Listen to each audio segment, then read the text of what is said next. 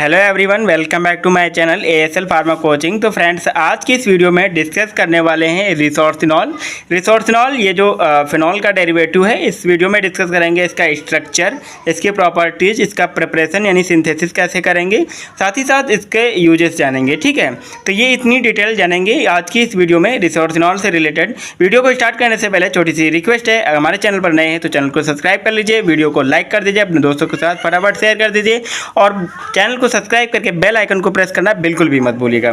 तो सबसे पहले बात कर लेते हैं इसके स्ट्रक्चर की। अगर स्ट्रक्चर की बात करते हैं रिसोर्सिनॉल की, तो सेम एज स्ट्रक्चर जो होता है फिनॉल की तरह ही स्ट्रक्चर होता है इसका। सबसे पहले बना लेते हैं फिनॉल रिंग। ये हमारी फिनॉल बेंजीन रिंग हो गई, इसमें OH ग्रुप लगा देंगे तो ये हमारा फिनॉल हो गया। ठीक है, अब यहाँ पर एक मेटा पोजीशन पे जो है OH ग्रुप लगा देंगे, एक और हाइड्रोक्सिल ग्रुप लगा देंगे तो ये हमारा रिसोर्सिनॉल बन जाएगा। ठीक है, यही स्ट्रक्चर होता है, रिसोर्सिनॉल का स्ट्रक्चर हो गया ये। और इसी तरह इसको सिंपल तरीके से याद रखना है स्ट्रक्चर को, ये एग्जाम में पूछा भी जाता है। नेक्स्ट अगर हम बात करते हैं इसकी प्रॉपर्टीज़ की, कौन कौन सी इसकी प्रॉपर्टीज़ होती हैं, लाइक इसे फिजिकल प्रॉपर्टीज़ की बात करते हैं, यहाँ पर प्रॉपर्टीज़ की बात करते हैं। यहाँ पर प्रॉपर्टीज़ की अगर इसकी बात करते हैं तो ये रिसोर्सिनॉल जो होता है ये वाइट सॉलिड इन नेचर होता है। अगर इसकी फिजिकल प्रॉपर्टी की बात करते हैं, वाइट सॉलिड इन नेचर देखने को मिलता है क्रिस्टल। और ये कलर की बात करते हैं, जो कलर होता है इसका पिंक इन कलर होता है, पिंक कलर में पाया जाता है ये मार्केट में। अगर इसको एयर में रखेंगे तो एक्सपोज हो जाएगा एयर में रखने पर। ये रिसोर्सिनॉल जो होता है एक्सपोजर इन एयर। और इसका मेल्टिंग पॉइंट की अगर बात करते हैं, जो इसका मेल्ट होने की पॉइंट होता है वो होता है 110 डिग्री सेल्सियस। और इसका बॉइलिंग पॉइंट की बात करते हैं, यानी कि इतना टेम्परेचर पे अगर इसको हम हीट करेंगे तो ये बॉयल होने लगेगा। ठीक है, तो बॉइलिंग पॉइंट जो होता है इसका 270 डिग्री सेल्सियस होता है।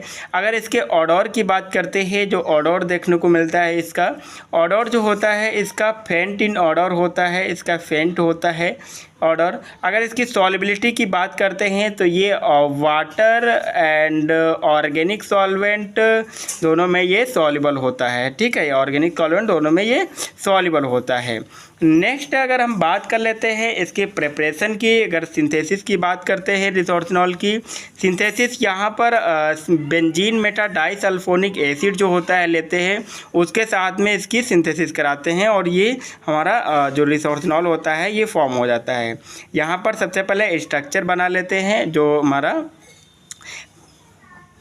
ये हमारा बेंजीन रिंग हो गई। ठीक है, और यहाँ पर सल्फोनिक ग्रुप लगा लेते हैं H और SO3H। यहाँ पर ये जो है बेंजीन, इसका स्ट्रक्चर का नाम अगर लिखते हैं यहाँ पर तो ये स्ट्रक्चर का नाम जो है बेंजीन मेटा डाइसल्फ्योनिक एसिड। ठीक है, सल्फोनिक एसिड। ठीक है, ये इसका स्टार्टिंग प्रोडक्ट मटेरियल हो गया, यानी कि स्टार्टिंग रिएजेंट हो गया। अगर यहाँ पर बात करते हैं इसके Zn के साथ में रिएक्शन, जिंक के प्रेजेंस में रिएक्शन होती है और यहाँ पर ये हमारा रिसोर्सिनॉल जो है स्ट्रक्चर फॉर्म हो जाता है। ठीक है, अगर रिसोर्सिनॉल का स्ट्रक्चर लाइक जैसे OH और OH मेटा पोजिशन पे OH ग्रुप लगा। अगर यहाँ से बात करते हैं रिमूव क्या होता है, रिमूव होने की अगर बात करते हैं तो यहाँ पर SO2 रिमूव होता है। दोनों के दोनों जो सल्फ़र ग्रुप थे यहाँ से रिमूव हो गए SO2। साथ ही साथ हाइपोक्लोरिक एसिड जो बनता है, प्लस यहाँ पर HOCl बनता है 2 मॉलिक्यूल। ठीक है, तो इस तरह से ये यहाँ पर रिमूवल होता है और साथ ही साथ यहाँ पर ये जो है 2 मॉलिक्यूल ऑफ HCl लेते हैं साथ में। ठीक है, तो ये इसकी सिंथेसिस हो गई। ये रिसोर्सिनॉल जो है, रिसोर्सिनॉल का स्ट्रक्चर बन गया हमारा और ये साइड प्रोडक्ट बन गए। एक बार फिर से देख लीजिए सिंथेसिस। यहाँ पर जो हमारा बेंजीन मेटासल्फोनिक एसिड है, इसके साथ में रिएक्शन कराते हैं HCl की, यहाँ पर 2 मॉलिक्यूल ऑफ हाइड्रोक्लोरिक एसिड लेते हैं in the presence of zinc के Zn की प्रेजेंस में रिएक्शन होती है तो यहाँ पर हमारा रिसोर्सिनॉल बन जाता है, यानी कि 2 OH ग्रुप जो है अटैच हो जाते हैं पैरा एंड मेटा पोजीशन पे, और ये साइड प्रोडक्ट हमारा बनता है। साइड प्रोडक्ट से मेनली जो है मतलब नहीं रहता है ज़्यादा, मेन प्रोडक्ट हमारा रिसोर्सिनॉल जो होता है बन जाता है। नेक्स्ट अगर लास्ट पॉइंट की बात करते हैं इसके यूजेस की, इसको कहाँ कहाँ हम इसको यूज कर सकते हैं, तो अगर यूजेस की बात करते हैं रिसोर्सिनॉल की, तो resorcinol as a antiseptic use किया जाता है। जैसा कि आपको पता होगा जो भी फिनॉल होता है उसको एंटीसेप्टिक की तरह यूज किया जाता है। तो रिसोर्सिनॉल क्या होता है, ये डेरिवेटिव होता है जो है फिनॉल का, तो इसको भी एंटीसेप्टिक की तरह यूज किया जाता है। साथ ही साथ अल्सर के ट्रीटमेंट में यूज किया जाता है, जो अल्सर्स होते हैं अल्सर के ट्रीटमेंट में यूज किया जाता है इसको।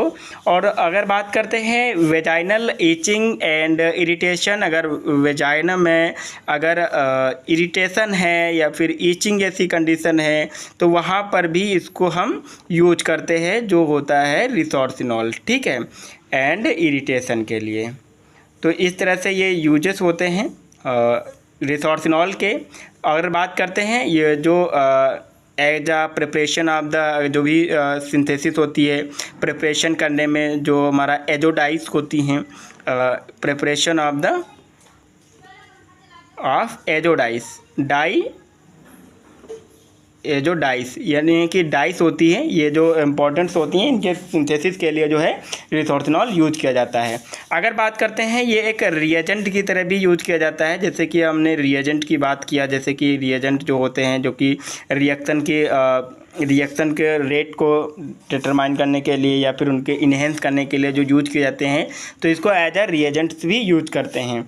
नेक्स्ट बात कर लेते हैं, ये डिसइंफेक्टेंट की तरह भी यूज किया जाता है, जो रिसोर्सिनॉल होता है डिसइंफेक्टेंट के लिए भी यूज किया जाता है। तो आई होप आपको ये सारी चीज़ें रिसोर्सिनॉल से रिलेटेड जो है समझ में आ गई होंगी। एक बार फिर से देख लेते हैं, लाइक जैसे हमने बात किया रिसोर्सिनॉल का स्ट्रक्चर, आप स्ट्रक्चर प्रैक्टिस कर लीजिए, 2 मार्क्स में पूछा जा सकता है। और इसकी कौन कौन सी प्रॉपर्टीज़ होती हैं, फिजिकल प्रॉपर्टी की बात किया हमने, और यहाँ पर सिंथेसिस की बात किया, जो रिसोर्सिनॉल की सिंथेसिस होती है, ठीक है।